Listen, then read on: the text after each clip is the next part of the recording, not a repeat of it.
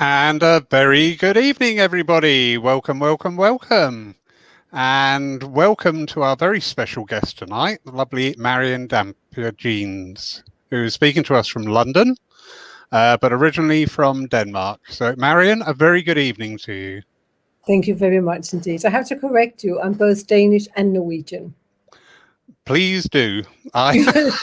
Dual nationality, dear.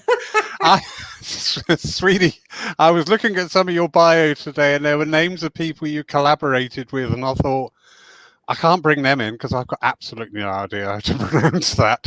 But wherever you're from, sweetie, it's a true blessing to have you with us. Thank you so much for being with us. And big welcome to everybody joining us live online. Thank you for spending the evening with us. And a special welcome to those people who'll be watching us on catch up at later dates. Marion, where do you start? Your resume is just massive, absolutely massive. Yeah, it is extreme. I'm not going to say difficult, but explaining who I am. And I think I would just go straight into it. Who is Marion? As we said, I was born in Denmark. My mother and my brother is Norwegian.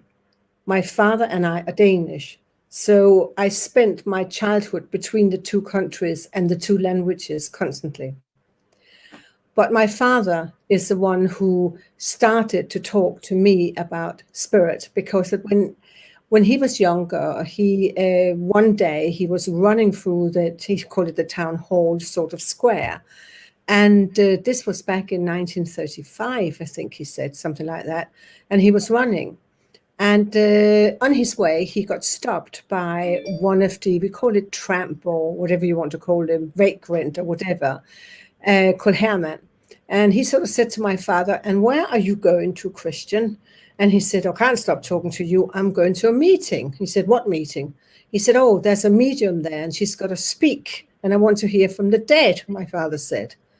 So Herman said to my father, "All right, I'll come with you."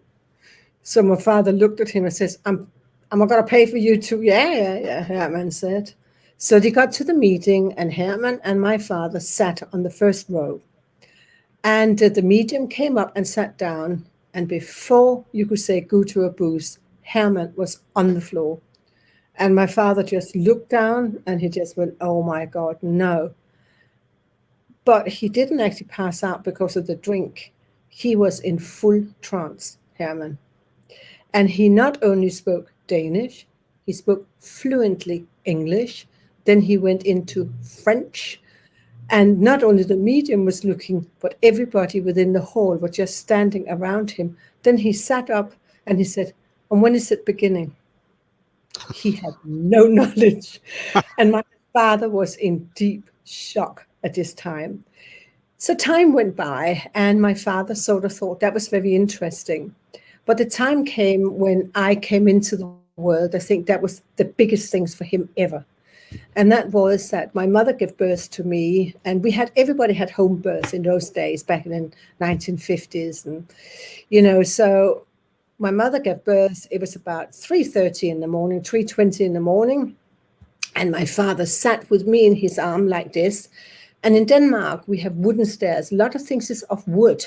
So we have wooden stairs. And my father could hear something creeping up the stairs outside. And he thought, well, I wonder who on earth is coming to visit me at this time in the morning.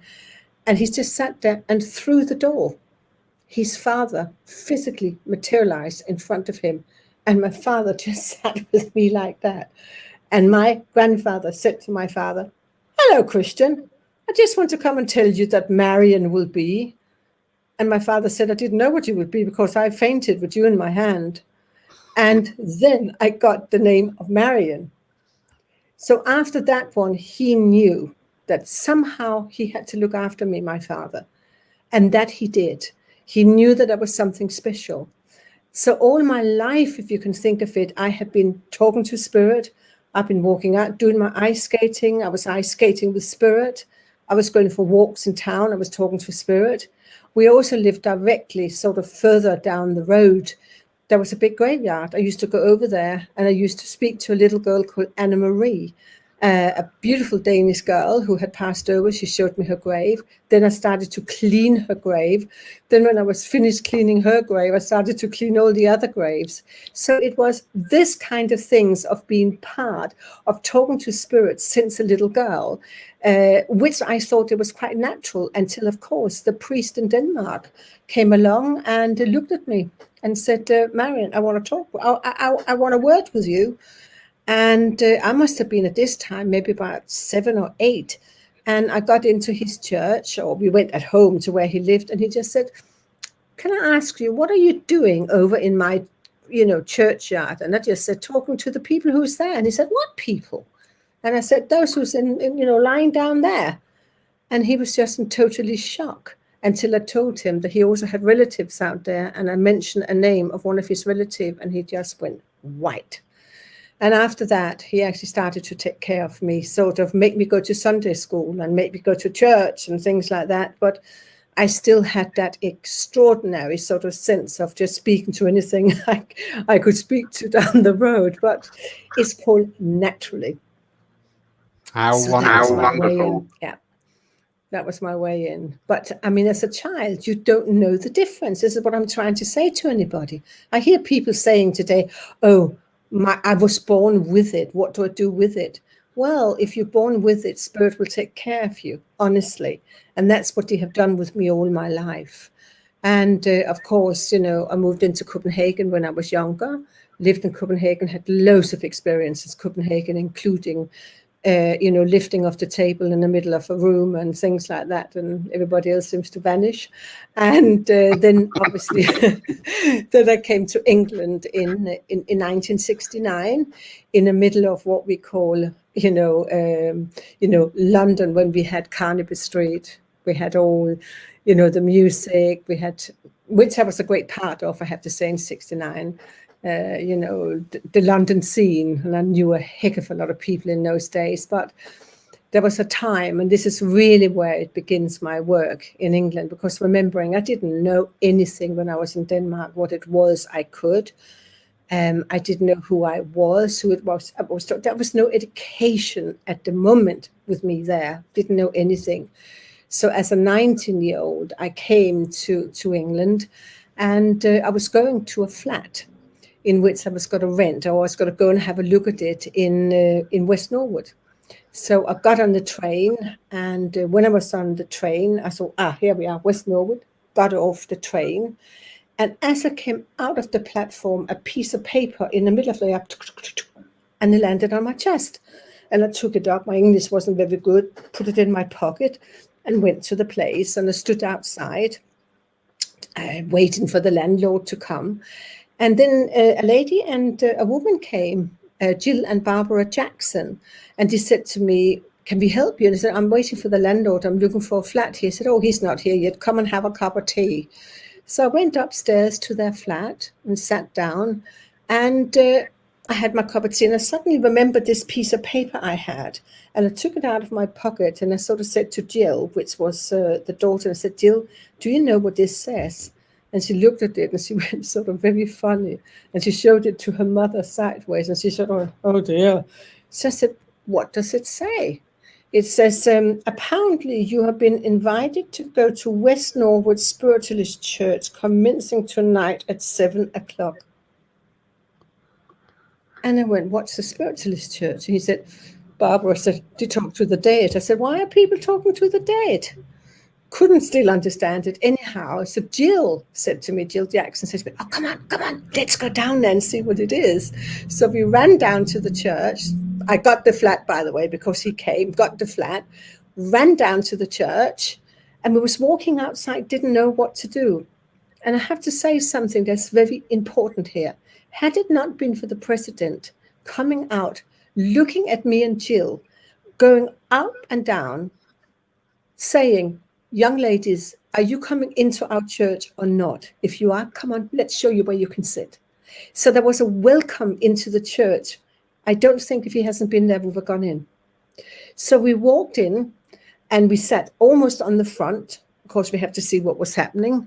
And we sat there, and it was a full church at the time. And this little old lady with a bun in her hair, a long grey cardigan, and a very long skirt, rather big, came up, and she sat down, and then she started to sing, and I was going to Jill and going, oh my God. And then suddenly she sat there and she went,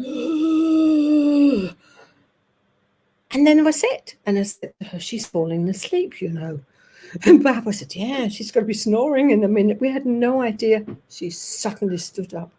This lady, she was in deep trance, totally deep trance. And she just looked around, and then she pointed the finger at me. And then she said in Norwegian, Marion. And I went, yes. Jeg din bestemor, Josefine. That means I am your grandmother, Josephine. And I just sat like this, because not only was she in trance, speaking as my Norwegian grandmother, Josephine, she knew my name. I have never met that woman before. And her first word to me were, we have finally got you. And I went, got what? I couldn't understand. What do you mean you have got me?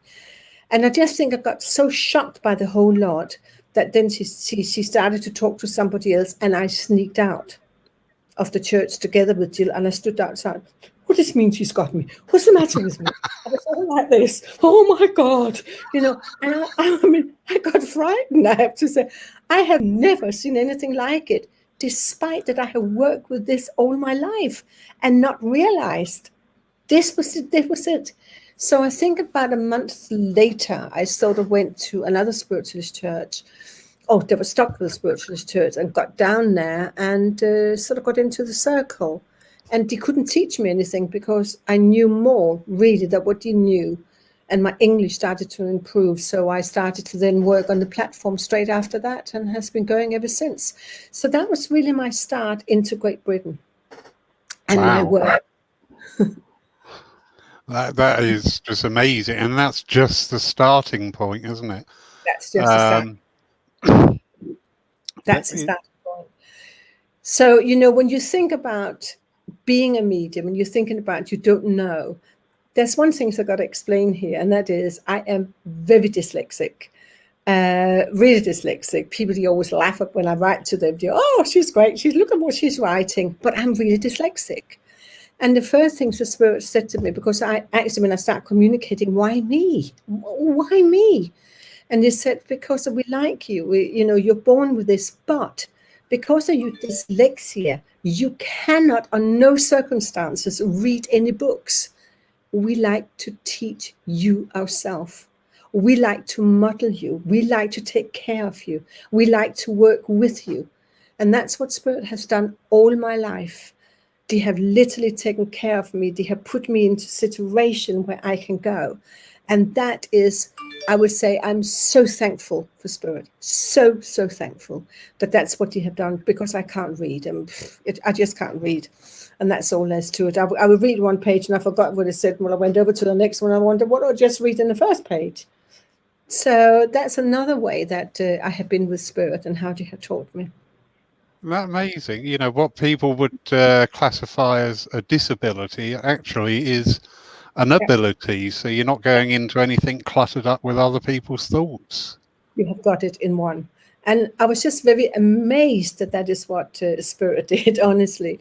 And then little by little, I started to meet people. And of course, you know, I ended up sitting in a physical circle as a medium in the cabinet for many years in London.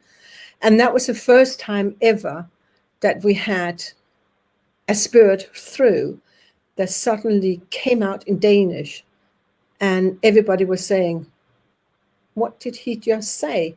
And we had a lady who had lived in Sweden for many years. She said, I think that he said his name was Einar Nielsen, or something like that, Einar Nielsen.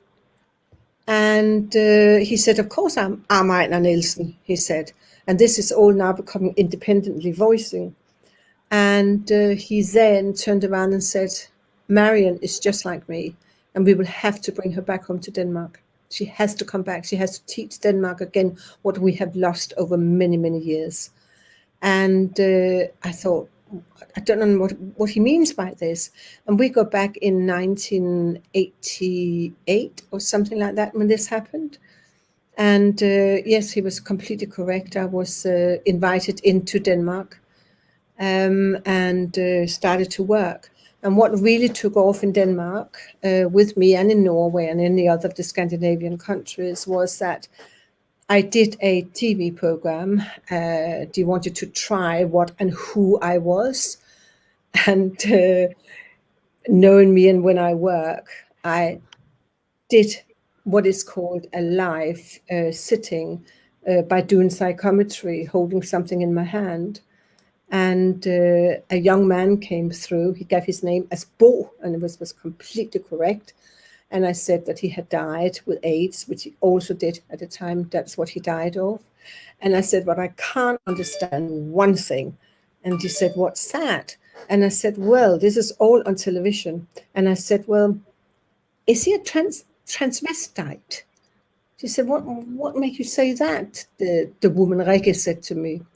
I said, because he stands in this beautiful, beautiful dress with a huge big hat on. And he stands there and he suddenly thinks, the minute he walks through the joint, vroom, vroom. And I was sitting singing on television. And then she nearly fainted because her brother was in a show called The Kitty Cat. The last everything that he ever saw by him was him doing a show called Kitty Cat, where he sang the minute he walks through the joint. And they actually had a film with him singing it. And they put us into like what we are today, two things that you could see. And both our hand movements were totally the same. Wow. That killed Denmark. I couldn't walk in the street in Denmark without people going, the minute he walks through the joint. It didn't matter where I was going. So I ended up doing a lot of television in Denmark, newspapers, radios, but you mustn't forget I did that in England too, with Terry Wogan and everything else I have been on over here too. Many program. So I was just sitting like this. But that was really how I came into Denmark. Started to work and started to bring spiritualism back as what Ejner Nielsen told me to do. I had to bring it back. And that I certainly have in big ways. Because when I look at spiritualism in Denmark, I have to be very proud of it. I have to be extremely proud of it because we had spirit communication since 1889. We had almost 30 spiritualist churches and halls and circles in Denmark.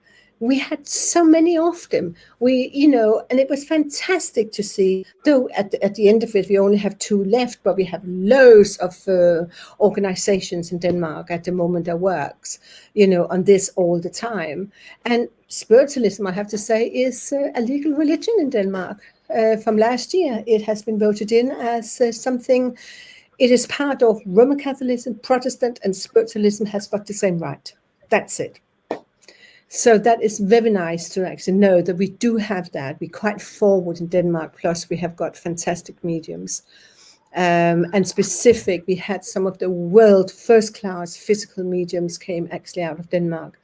But we must also remember they came from Norway, they came from Iceland too, and Denmark and Sweden. So, but our mediums, I started to say to myself, right, I'm going to do a research. But that was because that Ejner Nielsen came through in a physical circle. And then Anne Malone Rasmussen, which is somebody else I would like to talk about. But let us take into Ejner Nielsen first and who Ejner Nielsen was. Because that he has been an extraordinary medium, I have to say. He was literally tested by science all over the place. There's Ejner Nielsen. We often sit like this, Ejner and me together, but Ejner Nielsen was a fantastic physical medium. He traveled many places, in specific the Nordic countries. He was also came to England and he was given a, some kind of recognition in England for the work in which he did. So Ejner Nielsen is one of those kind of mediums who came through to me, first of all, the one who got me into Denmark, the one who has set all my physical circles up in Denmark, the one who works a lot with me and given me extremely informations. There's one little story I think that's very nice about Ejner Nielsen, and that was he lived in a place called Nørrebro in Copenhagen. And in one of his sittings, I mean, if you can imagine that Ejner, he could actually stand with Spirit outside the cabinet. So he could actually, Spirit stand on one side and Ejner stood on the other side. I mean, that is absolutely incredible. Now, these stories I'm given here is actually coming from works that's handwritten by him and his secretary. He had Rigmor Leppe. So I'm taking it from there. But that was one story, and that was that he had a seance because he had that. I think it was on a Monday night. And he used to go up and sit and have the seance. That's it. That's where he is in the cabinet with ectoplasm. And on the sort of lower ground, another gentleman was living. And he got rather fed up by seeing these people every Monday nipping up to Ejner Nielsen's sort of place. And he stopped Rigmor Leppe at a time going up. And he said to Rigmor Leppe, he said, why are you always going up there? I can hear you singing. Are you having some kind of religious thingy-bobby upstairs? And she said, no. He said, well, I demand to come up. He said, because I want to know what's going on. So Rigmor Leppe said, oh, how do we do this without getting, in trouble with the neighbors? So anyhow, he came up and he went over to Ejner and said, before we start, your neighbors is here. He wants to know what's going on. And Ejner go, well, let him sit down and see. So he sat down and the circle started and the voices came in and suddenly he heard boom, bang, boom, boom, boom, boom, boom, boom, boom, boom. And he all thought, what was that? What on earth was that? And they were all sitting, oh my God, they were all sitting. And they couldn't move their feet. They could not move their feet. And then they said, I'm sorry. They all said, we don't know what's going on. So what they did, and it was really funny, they had to sort of get Ejner out of the cabinet and saying, we have to stop this. We can't move. You can't come out. Spirit can't come out. We can't do anything. Something is in the middle of the floor. And right enough, the light came on. That was it. And they all sat there looking. And in the middle of the floor, there was 12 paintings, oil paintings on top of each other, staggered, small and big ones. And Rigmor Leppe sort of stood up and looked at it and went, what's this all about? And took one of the painting and looked at it and went, oh, it looks like the seaside. And turned it around to show everybody and the man from down there said, do you know, I have got a painting like that. And he said, really? Got the next one up. This was on a farm. Showed that around. And he said, that's funny. I've got one of those too. And he went, can we go downstairs and have a look at your flat, all of us? He said, yeah. And he all went down. He stood down and I said, well, I don't know where all my paintings are, but all of them is gone. There was not one painting left on his wall. He was all upstairs in his seance room being transported up. That is how Ejner Nielsen, he was a fantastic guy.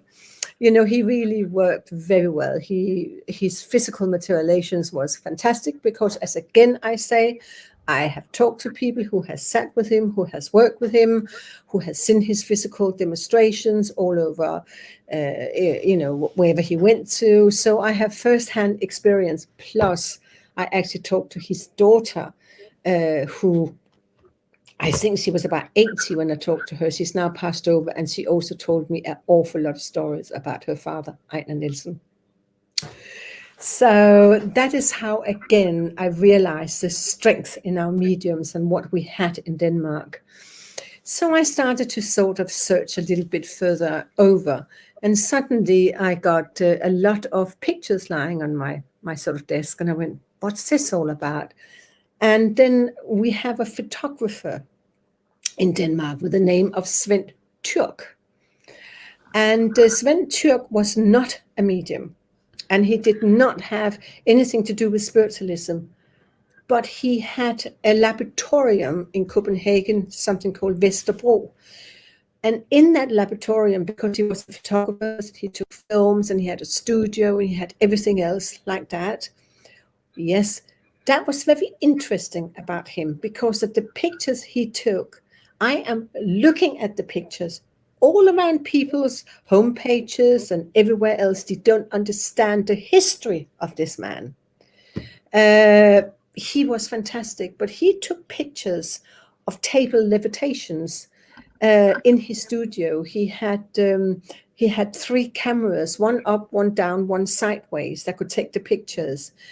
And one of the mediums that sat within him, or his circle, on his was actually Anne Malone Rasmussen. That was why things happening as well as they were, because of her influence.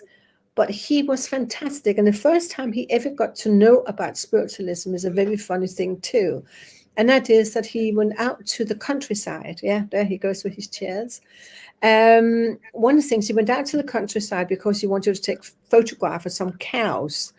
And when he was walking around the field, he met the farmer. So the farmer thought, "Oh, come on, I'll have a cup of coffee, dear Sven." So he went into his house and had a cup of coffee and sat down. And then suddenly he turned around and said to Sven Turk, "You have to meet my daughter. She's a bit funny, you know." And Sven thought, was she trying to get us together or what? No, this kind of thing. But what it ended up with really were that the daughter had something that absolutely knocked him flat. He said, "Just watch what she can do, dear." And then what happened was he sat down having a cup of coffee and he said, "Go on, show your trick." And she just looked at the table, and that table levitated into the midair. And he just went and tried to figure out how in the heck he did that, not knowing that he himself, in his laboratorium, many years after, would actually have physical levitation. But he didn't just have levitation. There's a very beautiful story from one of the people who told me, who sat with him. He was sitting at the table, and they were all sitting and saying, "We wonder what's going to happen today." And suddenly all the chairs they were sitting on started to go for a walk with them on top of it. We're just going around like, they were all hanging on to the blooming chairs, I'm telling you, just hanging on to it. And he said, "Can't believe this." And suddenly in the corner, he had a huge big, I think it was a see-through kind of place where all his plates and cup were. The door swung open and all the cups and plates came out and started to walk along in the room, just dance around. And then they all, boom, went back again to the place where they were. They all got pushed back to the chairs and laid back where they came from. These are stories that people have told me, and many more stories about Sven Turk and his work and what they saw sitting with him and things like that. She said it was absolutely unbelievable. And there was one day also when Anne Malone Rasmussen came in which we'll talk about in a minute. And what happened there were, there's a huge big table. It's almost like a billiard table was there. And Sven Turk have asked to have some of his nobler friends in, like, the highest person that was in the fire brigade. He was there, and a doctor was there. And, you got to see this levitation with table. You will never understand it. So what happened was that they all were sitting in this room, and he had a very long sort of, I think, place where there was doors in the middle into the next room. So as soon as Anne Malone Rasmussen came in, the chair lifted off, and all of the people who was coming to the demonstration with the table levitation got pushed on top of the floor, on top of the table. And then Anne Malone Rasmussen were hanging onto the table, and it was flying right through the room with everybody on top of it. And Anne Malone Rasmussen hanging onto it. So that is just the most extraordinary stories I can tell about what people have told me, what they have seen, been part of. So now we have got little Anne Malone Rasmussen. She was again a woman who was born with this. She actually knew Ejnar Nielsen and helped him with his circle, Ejnar Nielsen, in the days where maybe Ejnar Nielsen was traveling around the Nordic countries. But Anne Malone Rasmussen had telekinesis in the same time as she had everything else. She was also tested by science. She was tested by people all around. She was never afraid of showing her quality and things like that. But she has, unfortunately, there was an incident, and this is where I want to come to now in Denmark, where we have a Professor Plum in Denmark. He was a professor. His name was called Preben Plum in Denmark. He also sat together with Svend Tyrk and put a signature down that what he saw was absolutely accurate, the levitation, what Anne Malone Rasmussen could do, and all the things that happened there was something like a 2 years period. But something happened between Svend Tyrk and Professor Plum, so they split as friends. And when they split as friends, actually, Professor Plum wanted his revenge and took it out on Anne Malone Rasmussen and set up in Denmark a film where he removed some bricks outside his room, where he's got a, Professor Preben Plum, has to sit outside where he's got to have his sounds. And the camera out there was sort of photograph her shoes and sort of upwardly. And there was a sitar lying on the floor. And suddenly the sitar started to play. And it was her own guide that came through at the time, and a lot of things would happen. But what happened were, in the film we see in Denmark, or that is out in Denmark, you see underneath the table, you see the sitar, and you see I see her feet. But I couldn't understand how a lady with shoes on could play a mandolin underneath a table. I mean, that was the first things that came to me. So I started to dig in a little bit harder to find out, what is this all about? What is going on here? And started to research in to find out about who she was or what happened at night and so forth. And one day when I did one of my television programs in Denmark, I actually showed on television Svend Tyrk's book. So the TV crew went and they actually interviewed Professor Preben Plum.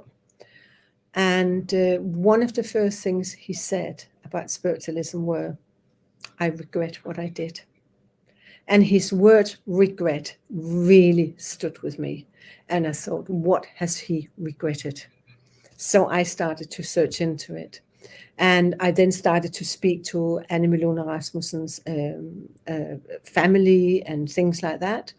And she got destroyed over what happened, because now Denmark was going in that spiritualism was a fraud, communication was a fraud, physical mediumship was a fraud.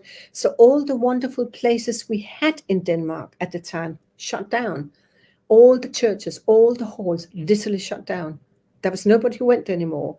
So that is why our churches shut down, not because there was any argument. It was because that they shut down because of the devastating blow that was shown on television. And it was really hard, because I later found out it could not have been her feet under the table, because she had a disability, a deformity in her feet, and you don't see that under the table. So there was literally a setup. Very, very sad to hear that, but I'm glad that Professor Plum tried to explain, but of course didn't go in the depth of it. But with Anne Malone Rasmussen, after this, there's another beautiful story. I have got her handwritten book too. And it shows her strength. I have to tell you, her strength is beyond strength. She was in her kitchen in Copenhagen, and she was making coffee. And she realized that her window person was doing the windows outside. So she went out and she said to Ola, she said, "Would you like to have a cup of coffee?" And Ola said, "Oh, I would love that." So he said, "Oh, you keep doing the window and I will go and do the coffee finished." And suddenly she heard the biggest scream ever from her living room, and she rushed in to see what was happening. Ola, that was doing the window cleaning, was taken from the window outside into her living room, placed on her settee, laid down. The settee had now risen into the midair. Her 2 armchairs and the table was all moving around, so they all changed places with Ole on top of the settee. Ole just ran. He was so frightening. And I love her words. She says, I didn't have anybody to do my window after that. But that was Annie Milone Rasmussen. They are the people that we had. Do you understand their work? They went out to show. And I have to turn around and said, we had spiritualism in Denmark since the 1889, I think, or whatever it is. We had it. And we had loads of organization. And we have also, had so many fantastic mediums in the past. And small books has come out, not many. So I have written my last book. I've now written 5 books in Denmark, and most of them is bestsellers in Denmark. And this last one I have written, I have actually introduced again to some of the things that was happening with our older mediums and what they did and who they were. And it's just fantastic. But that has made me, I have to say, a better medium, because I have sat for so much research myself and have sat with most physical mediums. I traveled to see them. I sat with them. I've had my own circles. So that is my part of my mediumship. I think that my father was told when I was born, Marion would be, but my father didn't quite get it because of the physical that has always been around me. But the physical mediumship, I have to say, follows me on the platform. I have physical, literally things happening. I was down in Wimbledon Spiritualist Church some time ago. And I had to say, when I was down there, it was a very hot day. I think that the healers have forgotten to actually turn off the heating. So there was not only like a hell inside, there was hell outside too. And we got in there and it was really, really hot. And I had many people in the congregation.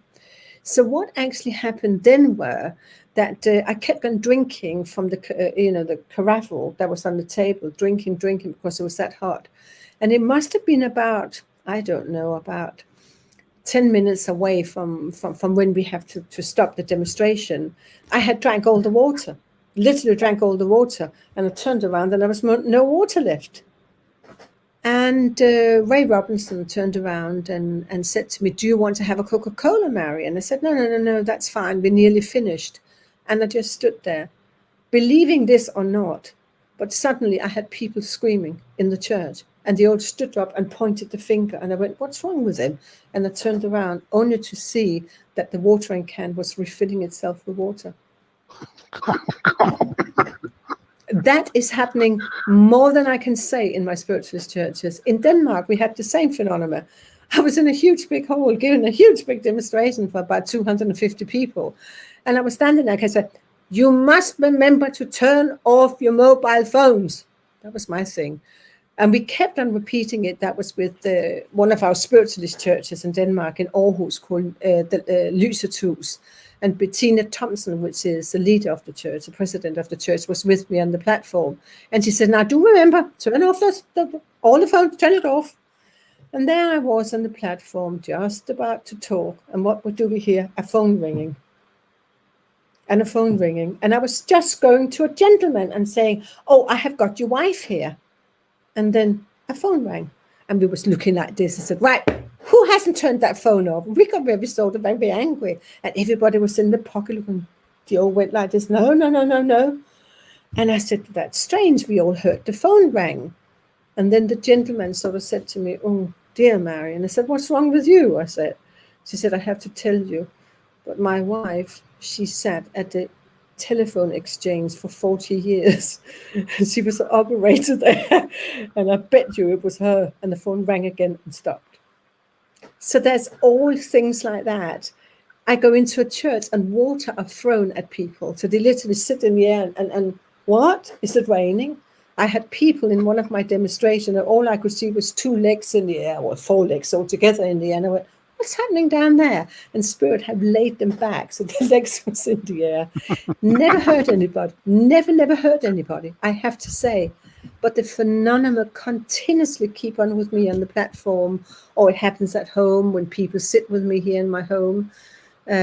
So it's again going back to my childhood, if you like. It's like sort of saying, here we are, this is what is happening, this is Marion. Yes, she has this phenomenon with her. Sometimes it gets upsetting with people because you're wondering what happens when certainly something happens, or my chairperson doesn't realize. And, when you put a CD on, you put it in to sing, and suddenly the CD turns off, and it opens up the thing where the CD is, and the CD shuts off and boom, flies ahead. And you all sort of say, but never mind, next, I'm always having a sense of humor with it because I have literally learned that is what spirit likes. So it is quite nice. It's quite pleasant. And, and I'm having a good time in Denmark, and in Norway it's the same, and in Sweden and in Iceland and in Greenland. Not many people have worked in Greenland, but it's one of the countries I have loved to go to because it really is a fantastic nature people in Greenland. So in North Norway and North Sweden, they are called the Sami people, they are nature people. And they in themselves have lots of phenomena, I have to say, in daylight, voices, independent voices. It's the same with my mother. She had independent voices in the light. Nothing was ever in the dark. And I have to say, that my circle, my physical circles, learn. We don't sit in the dark. We will sit with a little light. But what we also have in there is actually cameras. We have recording. We record what is happening, and we have them screwed on the walls. And if spirit don't want anything to go on, he literally takes them, he unscrews it from the wall and puts it underneath of chairs. This has happened more than once. Wow. So, yeah. So sometimes we are able to see things, other times we're not able to see things. Then we can hear voices on the tape and knockings and banging. And I had a fantastic circle in Copenhagen. And in a time we had 3 mediums in there. One sitting outside, Jens Erik was sitting in the cabinet, and then Peter. And to see what spirit didn't do that day, it was absolutely extraordinary. When we talk about seeing ectoplasm in the light, and I have to go back to the light, sitting in the light, and Jakob that was sitting there, the first thing he said, I had to be a bit rude now, I do apologize. He was sitting there and he was going, Marion! Yes, what's wrong? I said, my stomach is going big. And I said, never mind, I think I had to fart, he says. And I just said, well, all right, let the wind out if that's what's going to happen. Well, I don't know what's happening, but there's something happened. And what we actually saw was actually his stomach going bigger, but through his nose came ectoplasm out and split into 2, and also through the mouth, it split into 2. And suddenly that ectoplasm went into the cabinet and flew out to the other medium and around the room. And suddenly the voice of Torvald Thorsen, which was Einar Nielsen's investigator into the paranormal, came through. And there he was in his very old-fashioned Danish, independent voice, came straight across to me. The table was levitating in the same time, placed upon my chest, and there he was sitting, talking. In the same time, Einar Nielsen came through. So not only did Torvald Thorsen talk, but Einar Nielsen talked too. And then those 2 started to talk together. This phenomena I have only seen in another place, and that is when I used to sit with Leslie Flint. In London, I was invited to see Leslie Flint, to see some of his demonstration in Paddington in London. My husband came there too. And that was very interesting, because when we got there and sat with Leslie, it was a wonderful room. It was like a little cinema, I can sort of say. He used to show films down there. It was a cinema. And on his wall was all characters that he has been talking to, plus his guide, Mickey.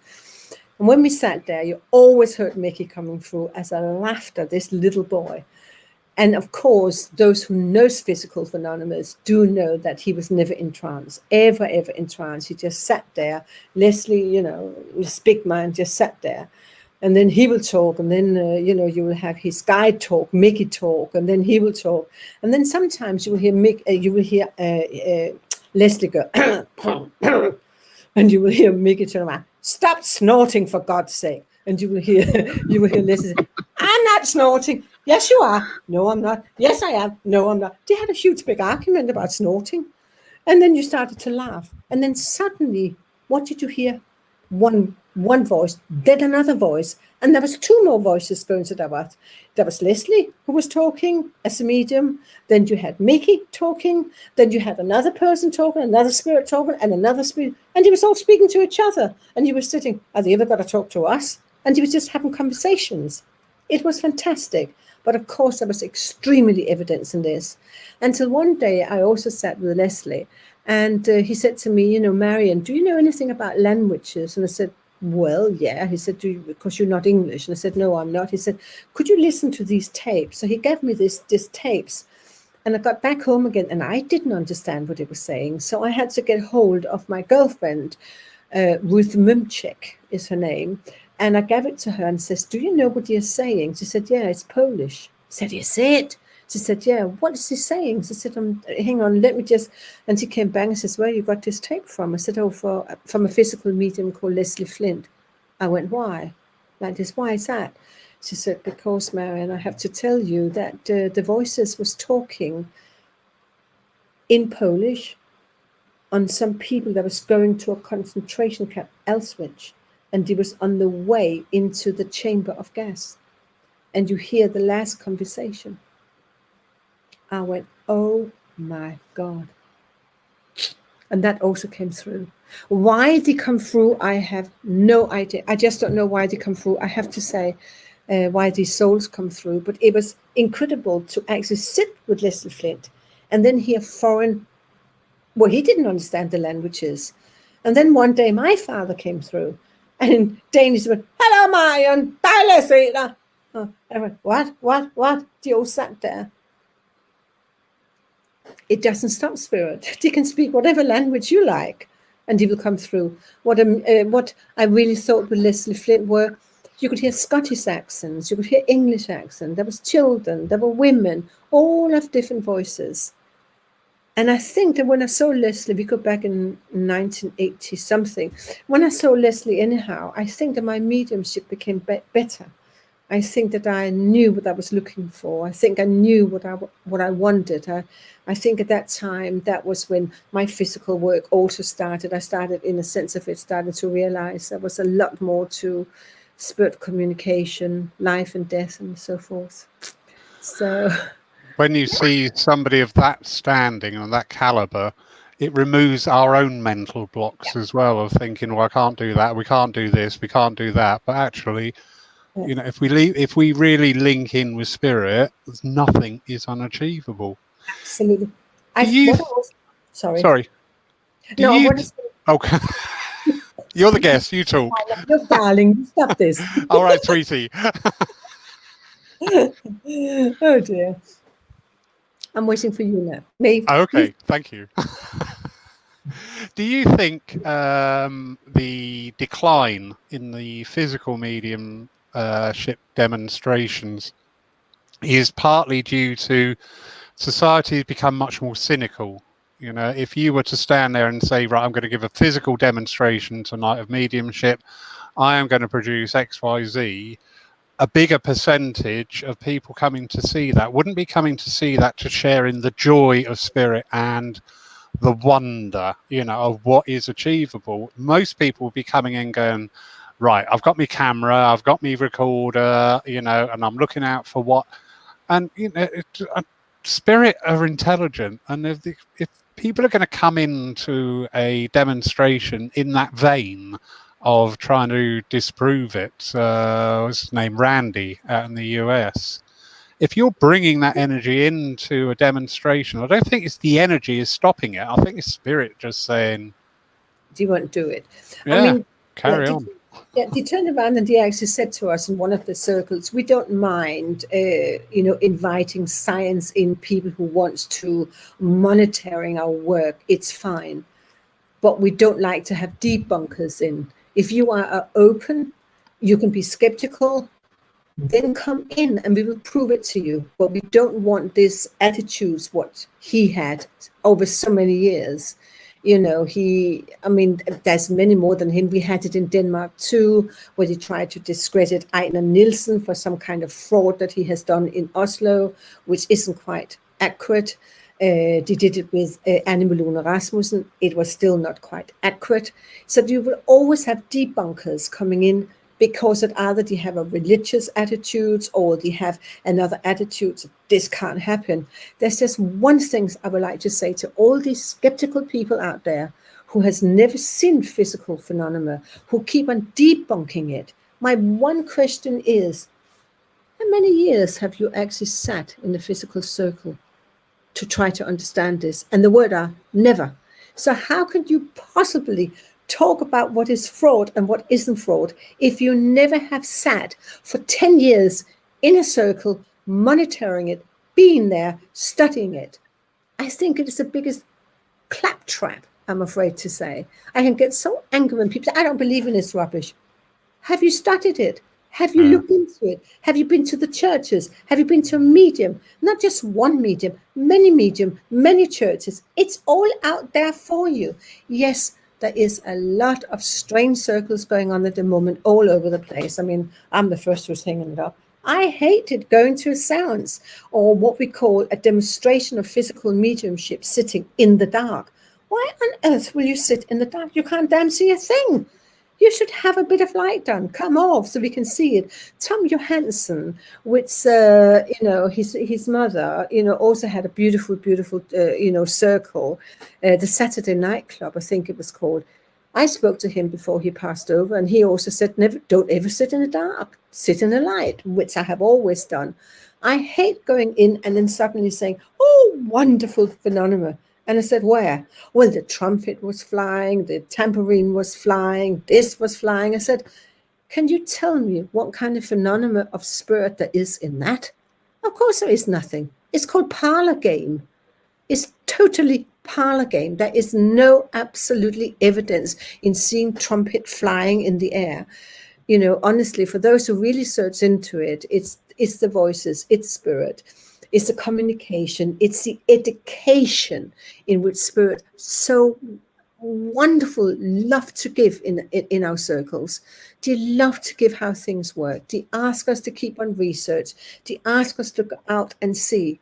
But all these things that's coming along now, and of course we have got circles, that's fraudulent, honestly, very fraudulent and very frightening. And they are charging. I am so angry about that. So much money. It's ridiculous. It's totally insane, the fees in which they are charging.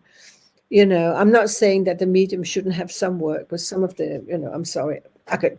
No, I wholeheartedly agree. I've seen some demonstrations, and you can just do the maths. The numbers expected to attend times the fee, and you think, really? That's an interesting figure. We've got some questions coming in on the side, which is wonderful, and a lot of interaction. I'm not sure whether to put this up or not. I'm not. I don't know if I'm going to spark. You just crossed your arms then, and when you did that, I thought, No. Hello, Annette. Annette has been lovely. She's been backing you up all the way in the chat column there and giving links and everything. Absolutely beautiful. Yeah. Hi, Annette, and thank you for it. Yes, I think that what we don't talk about a lot, I have to say, in our circles, we don't talk a lot about it in spiritualism. We all like this. Does circles ever go wrong? That's one thing. Is there anything that is bad within spiritualism? We don't talk about it. Everything is angel and very good. Has anybody ever been to a level they shouldn't be to and start to see things? Well, in my circle, I have to say, or my summer school I had in Denmark, I asked people, literally, if you're going to sit with physical phenomena with me, you don't drink. I won't have it. You don't come in stoned out of your head. We did that in 1969, dear. That was fine. But you don't do it in my circles. And of course, we had exactly that happened. There was a couple of people that was out of order and was partly drunk. And as I was just about to go in with Ejner Nielsen, he stopped it. Vroom! Right out. He stopped it and he turned on the light and everything else. And he said, that's it. And it was very dangerous what's happened there. And there was somebody there that has to be carried out because there was a sidetrack here of something else that's coming into the circle that shouldn't have been there, brought in because of alcoholism and things like that. So that's what I need to talk about. So I have always said, we can go out and we can talk about all the good things, but there also lies a danger beneath everything else. And I have actually seen quite a lot of that. People talk a lot in Denmark, I have to say, of going out cleansing houses. That means you do an exorcism, if you like. There's big business in Denmark, lots of money for that. But I'm afraid to say that you don't really know what you're dealing with half of the time. And again, I was on the training list, I have to say, in London by Rose Gladden, which was a very old medium in England. And she had studied exorcism for many, many years. And I learned a lot from her and a man called Bob Course, and Steve Welch has now passed over. And we were put into a situation I will never like to go back into again. When you see another level of spirit, the darker side of it. Why isn't we never talk about that and warn people? Yeah, very true. Question. I had one brief touch of a spirit communication that should never have happened, but it should have, because it taught me a lesson. My teacher at the time, when I described what had happened and how I dealt with it, she said, "You were being tested and you've done well." Because if people die tomorrow, they're not suddenly going to grow wings and be a light, fluffy, ethereal being. They're going to be exactly the same as they were today. Yeah. Interesting. Thank you, Annette, for that. Yeah, thank you very much, Annette. I'll speak to you later. But what was very interesting, that is that I have always been taught by spirit there's good and bad. And he always said to me, Marion, good and bad walks hand in hand. You have to learn to separate it. And you've got to find out that sometimes the good people can walk into the darkness, and it's very hard to get back again. So I learned a lot of things by Rose Gladden, I have to say, with the things that she did, and what she taught me was extraordinary. It's another session you should really listen to. Some of the things that can go very, very wrong, we just don't talk about it. We talk about all the good things, everything that's light and bright. We talk about angels, we talk about all that, and that's fine.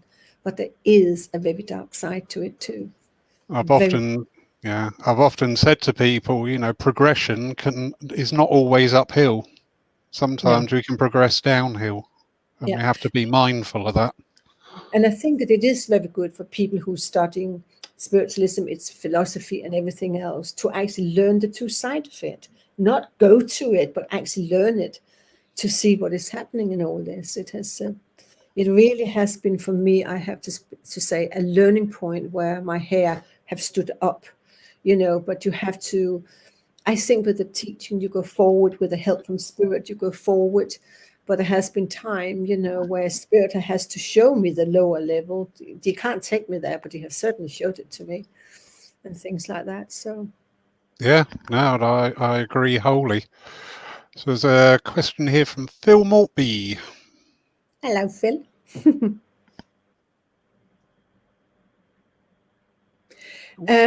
Well, I can only say, the thing is, Phil, I come from a very spiritual home. I have to explain that. My mother, who's Norwegian, or was Norwegian, she was into spiritualism, or she was into communication to the Sami side of life. She had fantastic independent voice and everything else. My father, as you now know, was also in spiritualism. He went to the meetings back in 1935, thereabout. And then he had me. And then you heard the story from my birth. So I was certainly brought up with it. I had it within me.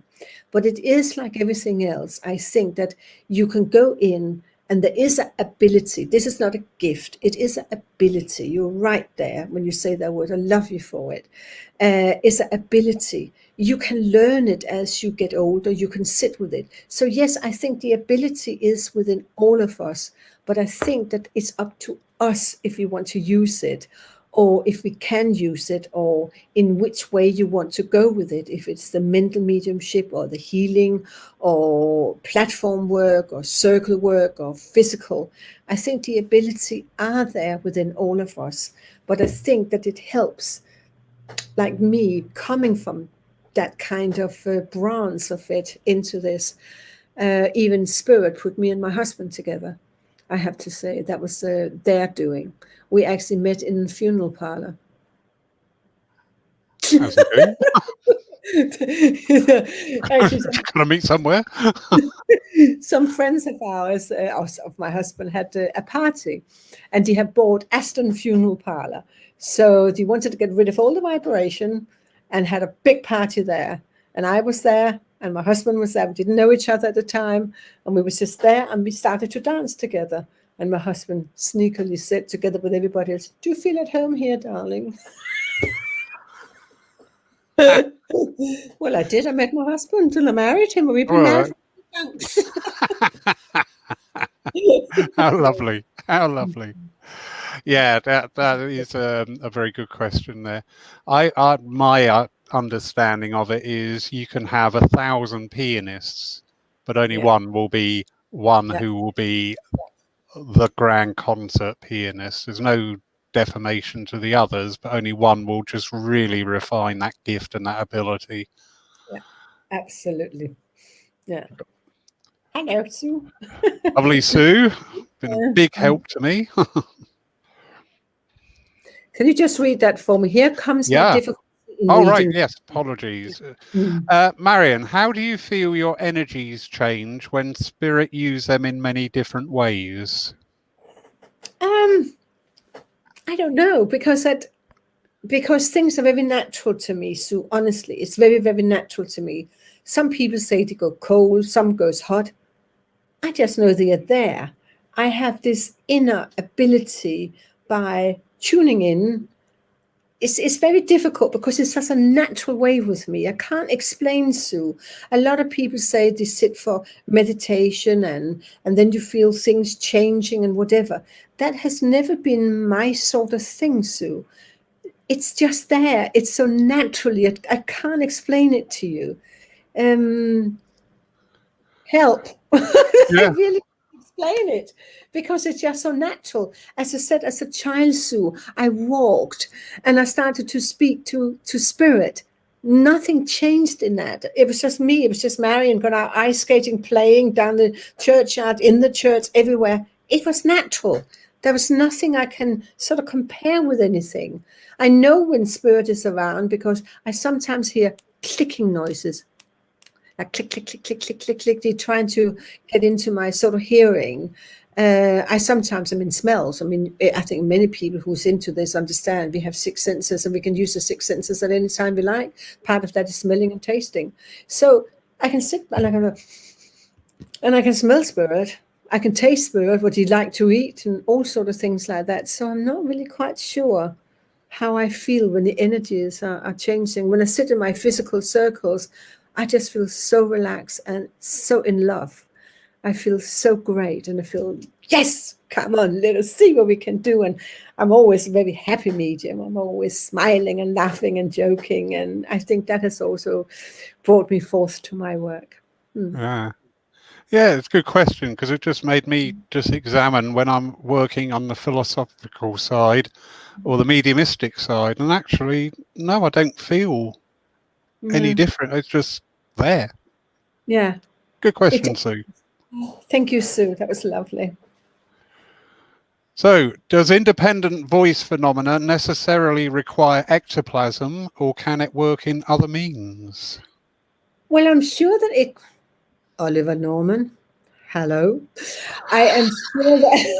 I wonder if he's a Dane too, and I know him. Independent voice can work in many. You can use ectoplasm, which if you sit in a physical circle, we often have the ectoplasm in which we use, like what Leslie Flint did, also used ectoplasm to be able to produce a voice box. So spirit can, do the lyrics. But because my mother had independent voices in the middle of nowhere, and I have it too, I have not actually felt the voice box being built. So they obviously got to use a different kind of energy to be able to master the voices in which is coming. So I think that we are probably moving away, I have to say, from a lot. Hello, dear. Yeah, I knew it was you. And I know that they have obviously moved away somehow, I think, from that ectoplasm independent voice, building it up into something else. I think that that's what they're doing. honestly. I mean, Oliver Norman there, we know because we had the physical circle within his home and my home. So he can talk about independent voices and what went on there. So there. But I think that's just because it's like everything else in spiritualism. We've got to remember that it's modernizing. It's becoming newer. New things are happening. Do you know what I mean? So why shouldn't we start to look into the physical aspect of we can use a different kind of energy to be able to produce a phenomenon? I mean, Robin Foy did that, I know Robin Foy did that, sitting in his circles, and he didn't actually use the cabinet. He didn't use anything. He just had plenty of mediums that was there to be able to produce things, and which, we had in my circle too in Copenhagen, we had 3 mediums in one state, all could produce both ectoplasm and independent voices and other things too. So we are modernizing, and I'm very happy for that. Really happy. This is part and parcel of what I love about spiritualism is it's continually evolving. Spirit continually evolve, as we're seeing now. Nights like this being online, we would. I said last night, a year ago, we would never have entertained this thought or this idea, but now it's sort of like second nature, and through demonstrations of mediumship of mediums with good standing, we've seen some fantastic evidence coming across where we've not got any of that personal link. We're not sat in a room with a load of people and saying, come on, give me your energy, because you just sat here alone. And it's still working. So I wonder with physical, if there's going to be something. It's also happened there because many things have happened outside the cabinet. Things are happening without ectoplasm and things like that. So it is really taking shape, I have to say, which is very, very good. I really do like that. But in a sense of it also, I think by doing these things that you're doing here, a lot of the philosophers this time comes through, because a lot of people, and I have to say that goes to spiritualist churches, they're only in there for one reason, and that's actually have the future told. We have gone away from reality. We've gone away from what I call spiritualism. What is it? Communication. What is it? Our philosophy. What is it? Into, hello, I've got your mother here, and she says, you've got to move into a new place. There's something wrong with you. You don't feel very happy. Oh, new things got to happen. What has that got to do with spiritualism and communication? You might as well go down to Brighton Pier and pay her £5 and have your hand read. Yeah. So No, we have to sit back. I do agree. Even before this time of restrictions, I was getting very despondent that every night there was another demonstration of mediumship on here, there, and everywhere.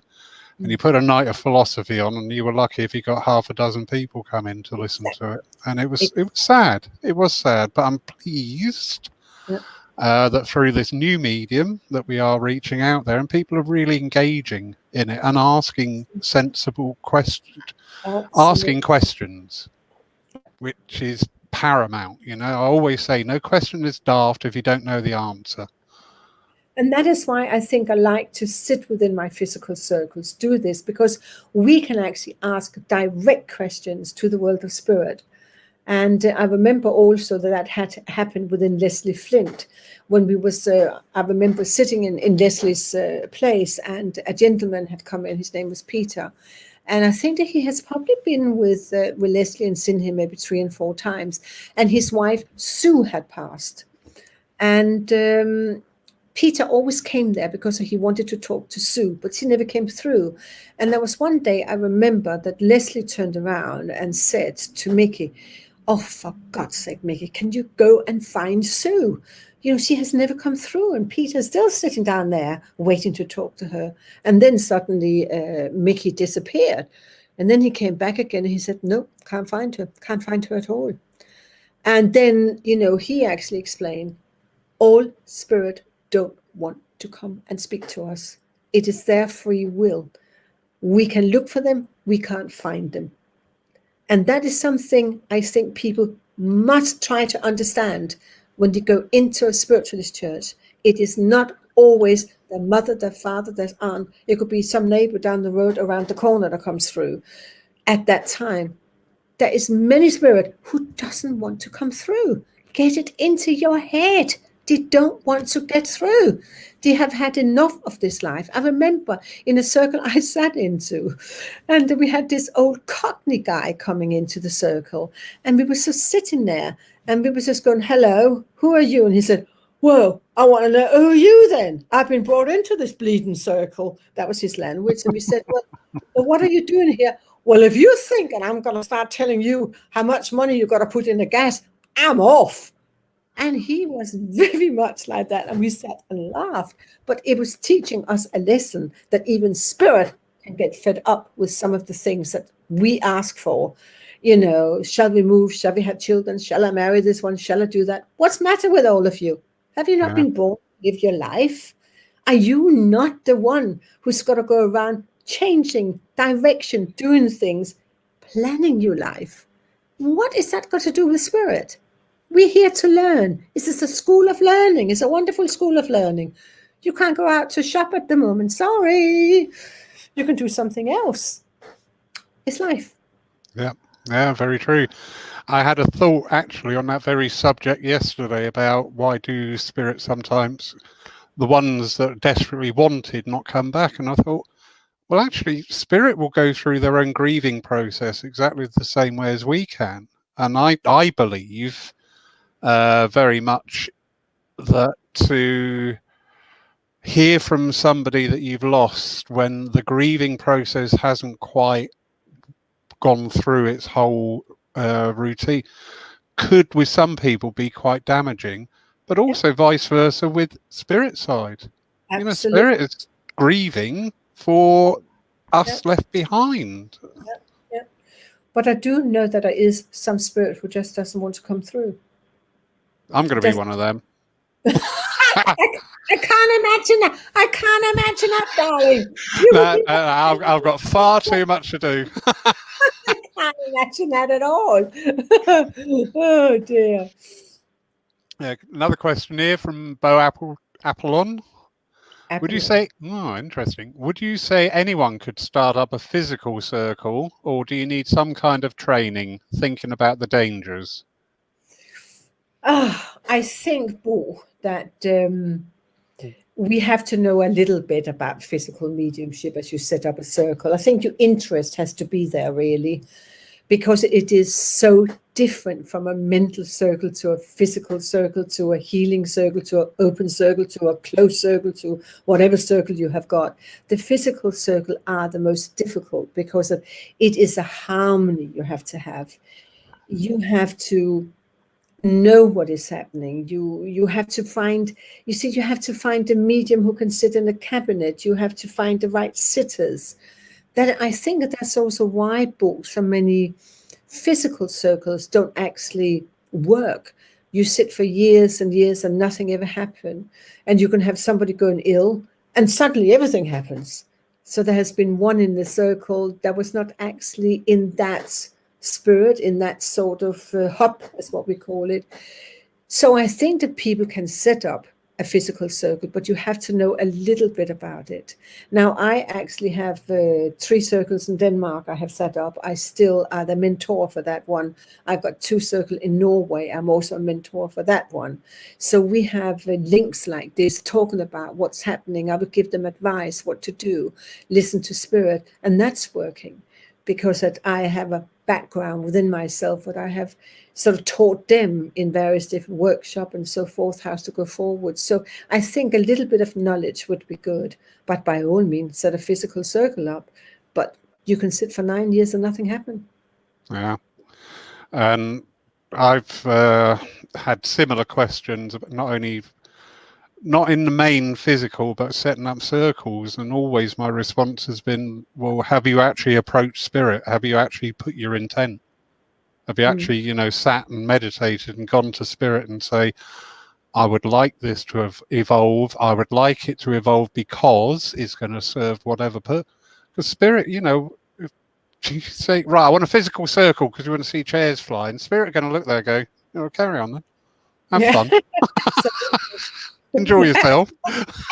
Absolutely. I mean, often you go into a physical circle, I just said you sit there and just be happy and be joyful because of you're there. I think that's when things starts to come in, actually. when you have reached that stage where you don't actually expect any things, but you go there because you want to let spirit come through. You sit to let them come through. You don't sit to develop yourself. You don't sit in a mental circle where you have to develop yourself. You sit as an instrument for spirit, and they will use you if they can. So that's it. Definitely. Oh, there's another Dane, Joy, that comes in there. I can see she says, I hope to see you in Ulsted. That's one of my big demonstrations. I go, yes, Joy, I will come there. Don't worry. What a wonderful evening. Absolutely beautiful. I was just sat there. It was great. I didn't have to say anything for 45 minutes. I'm laughing here. Oh, dear. No, I think that I have gone through some of the things I would love to say. But as I say, I have so many stories. You have no idea. And also my network within the physical are enormously big. Victor Sammy and Wendy Sammy in Australia and in Brazil and in New Zealand, in Spain and every places like that. We often talk together upon these things, which is lovely. So when you have a network like that and you can learn from each other, it is so fantastic.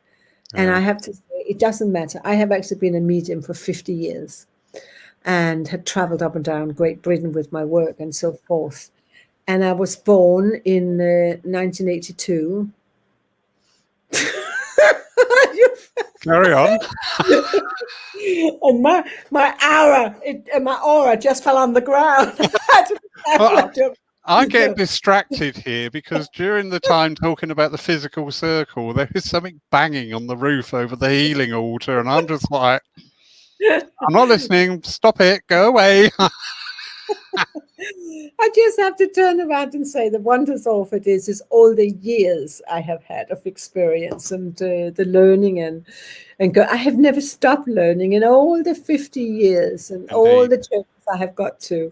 Yeah. I still learn. I am amused what's happening. And I sometimes sit in awe and go, oh, how did you do that? So, and of course, I've traveled a great deal. I went to America, also to Duke University, and I went into the research center there and did studying. I wanted to find certain things, and that was very interesting, being part of that. So my work had taken me quite far, really, really far in studying this. And I don't give up. I really don't give up. And as I can't see you giving up. I can see him having to sit on the coffin lid one day saying, down. And I keep on saying, well, you probably can't see that I'm in my age. I am 32. Yeah. When you said 50 years, I was trying to get in. You don't look old enough, but I couldn't get that in. But never mind, eh? Still got my own teeth and hair, all right? Oh, lovely. I've got somebody else's here. I don't know whose, but never mind. I always remember in my churches, I've sort of been around Great Britain, and you come in and you sit down, you go, right, somebody's put a foreign coin in there, and there's a button. That was when you went around with a plate. You often found buttons or foreign coins. That was it. So, lovely people. We are so spiritual, Oh, definitely. We're down to earth because we know we're here and we may as well enjoy it. I think that's one of the benefits of spiritualism. It actually gives you a new zest for this life because right, well, okay, bring it on. There we go. Marion, what a beautiful evening. If you get the time at some time to go through some of the comments, because there's quite a lot of questions there about joining a circle. You seem to have your PR team in tonight, which I'm internally grateful for, who are backfilling on a lot of answers in there. So that's wonderful. That's Bo and Annette. It's actually a little team I work with in Denmark, and it's great. They are the one who helped me with my own Zoom meeting. Right. And I'm doing the same now today, but in Danish, to explain to them. We have already got 100 people link into Zoom on Monday. We can't have any more. Brilliant. So the Absolutely doors brilliant. in opening, so it's great, you know. Yeah, and I'm forever thankful to Annette Yule or to Bo Appleton. So thankful, because I couldn't work because of my dyslexia. You know, I couldn't do it all myself. Do you see? And because they follow me, they have been with me. We know each other. It's so nice to have people like that around you. I wasn't aware of that, and I could just see them answering all these things in the side, and I'm like, I don't know who you people are, but I really love you. Thank you so much for being there. Yeah, I'll probably owe them a drink when I get to Denmark. Yeah, I think yeah. You're not going to get away with that one. Anyway, just very briefly, everybody, tomorrow at 3:00 we have a live divine service, and that will be hosted on Zoom. The joining details are on the church Facebook page under the events. Then on Monday evening, we have a meditation. Please note this Monday, it's just moved forward an hour because I'm helping out another church who wish to put on a Zoom presentation, and I'm just going to be in with them on their first one to help them master Zoom and how it all works and everything, because apparently I'm now the spiritual IT engineer for the South Coast. I don't know how that happened, but oh well. Then Thursday next week we have another of our Aspects of Spiritualism evenings, and we have Brian Robertson with us from the Inner Quest Foundation in Canada speaking. Tonight we have had the wonderful Marion. Absolute joy to hear just a fraction of your experience and your adventures. And we will meet one day. We're only 110 miles apart. All right. So, you come into London, love. all right, sweetie, I will. All right. Thank you all for joining us tonight. Thank you for those who will be watching us later on. Catch up. I'm putting some of these comments up here in Danish. I've got no idea what they're saying. I hope they're complimentary. All right. He's in a physical circle I set up. Right. Okay. I have to say, I'm putting one up there. We might have some anarchist on here. I don't know. Fantastic, Brian. Thank you, everybody. Take care. Good night.